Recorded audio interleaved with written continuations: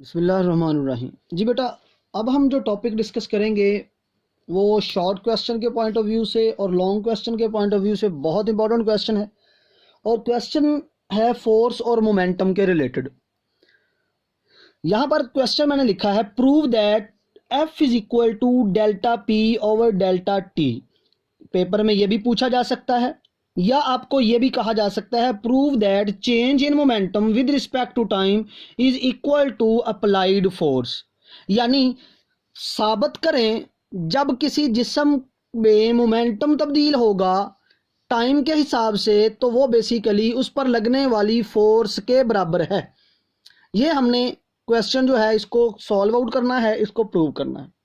इसको प्रूव करने के लिए बेटा सबसे पहले हम कंसीडर करते हैं कि मेरे पास ये एक ऑब्जेक्ट है और ये ऑब्जेक्ट मूव कर रहा है और इसकी जो इनिशियल वेलोसिटी है वो है वी आई और इसका जो मैस है वो लेट कर लेते हैं से एम है। और इस वक्त यहां पर इसका जो मोमेंटम है वो है पी आई और मोमेंटम किसके बराबर है? मोमेंटम बराबर है एम वी आई के। ये इस तरह मूव करता हुआ जा रहा है और यहां पर एक फोर्स एक्सर्ट होती है इस बॉडी पे और वो फोर्स है एफ, यानी फोर्स अप्लाई हो गई।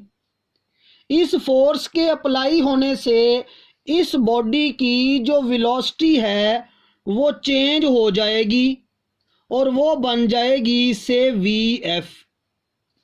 यानी पहले वेलोसिटी वी आई थी, इनिशियल वेलोसिटी, फोर्स अप्लाई की तो फोर्स अप्लाई करने से उसकी वेलोसिटी हो गई वी एफ, लेकिन मैस उसका उतना ही रहा। लेकिन यहां से जब बॉडी यहां पहुंचा तो फोर्स की वजह से जो वेलोसिटी में चेंज आई उसको कोई ना कोई टाइम भी कंज्यूम करना पड़ा है। तो जो टाइम कंज्यूम हुआ वो टाइम हम मेंशन कर देते हैं कि वो टी है।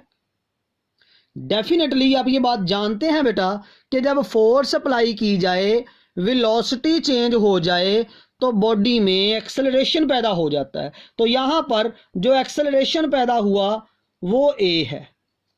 बॉडी पे फोर्स लगाई, वेलोसिटी वी आई से वी एफ हो गई, एक्सेलरेशन उसमें ए पैदा हो गया, टाइम इस्तेमाल वो टी हुआ और यहां पर उसका जो फाइनल मोमेंटम है वो पी एफ है और वो आ जाएगा हमारे पास एम वी एफ। तो ये फाइनल मोमेंटम हमारे पास आ गया। शुरू में मोमेंटम पी आई, बाद में मोमेंटम हो गया पी एफ। हम देखते हैं कि यहां पर चेंज इन मोमेंटम कितना है, तो हम यहां पर लिखते हैं change in momentum. So change in momentum, change जब भी आपने निकालना है हमेशा फाइनल में से इनिशियल को माइनस करना है। तो final momentum P F, initial momentum P I, तो ये हमारे पास क्या आ जाएगा?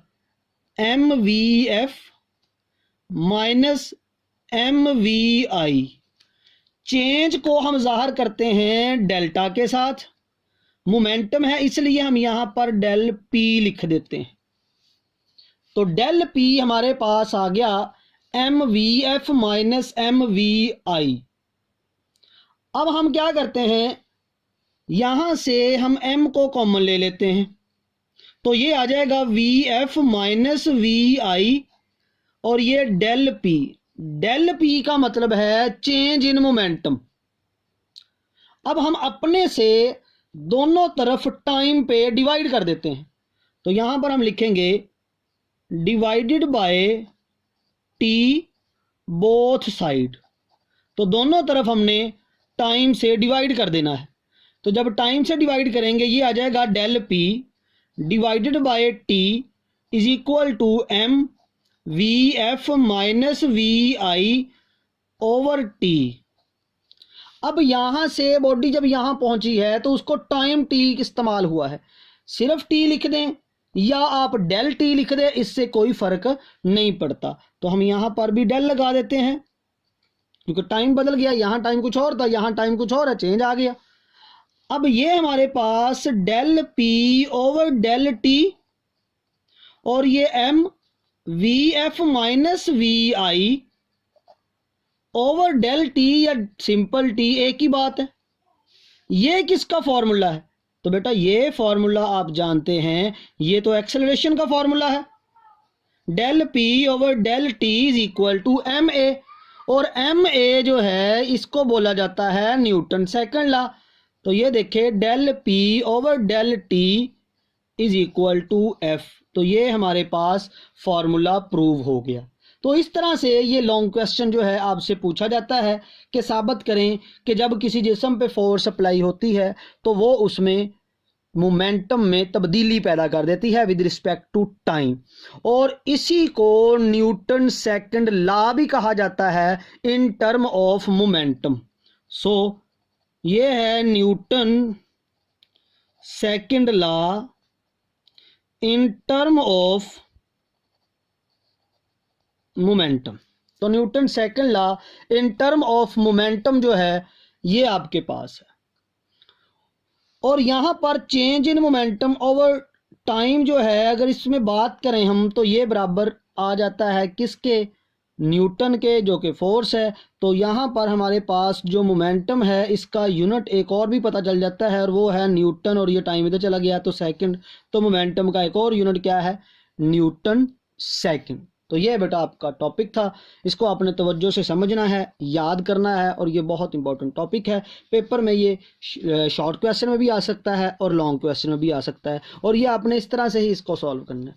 अच्छा, आपने इस बात से नहीं घबराना कि मैंने डेल लगा दिया है, इसका क्या फंक्शन है। तो डेल जो है ये सिर्फ चेंज को ज़ाहिर कर रहा है, इससे आपने परेशान नहीं होना। आप सिंपल टी भी लिख दें तब भी एक ही बात है, इसकी कोई परेशानी वाली बात नहीं है। तो ये हमारा आज का टॉपिक था।